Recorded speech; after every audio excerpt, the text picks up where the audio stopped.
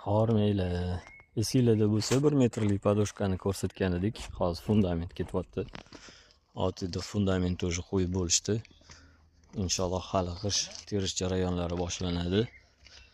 Tojonisini ham ortida ko'rsatib boramiz. Hammasini. Bundan oldin ham mana shu ijtimoiy tarmoqlarda bitta obyektni ko'rsatgan edik. Ot ido noldan boshlab oxirgi qurilguniga qadar, tomlari, lombozlari yopilguniga qadar buni ham xuddi shunday ko'rsatamiz.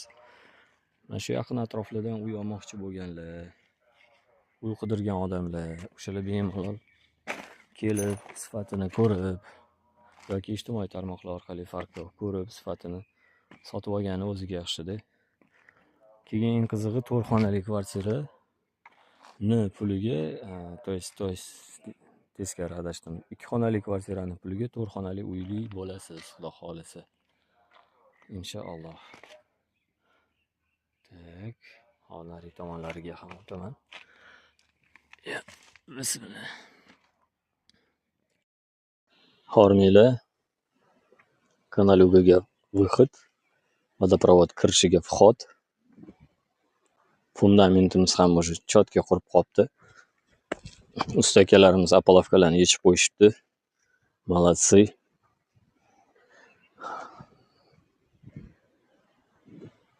Boshlang'ich ko'rinishi mana shu bitta kottejimizning o'rni. Mana shu.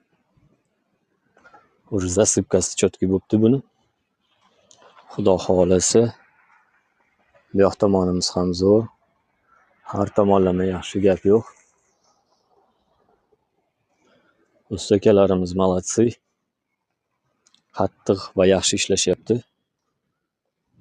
Bu podoshka edi, 1 metrdan ko'proq, esinglarda bo'lsa. Bu уже fundament. Keyingisi va undan keyingisi va undan keyingisini. Hammasi почти tayyor bo'lib kelyapti. Labi aka.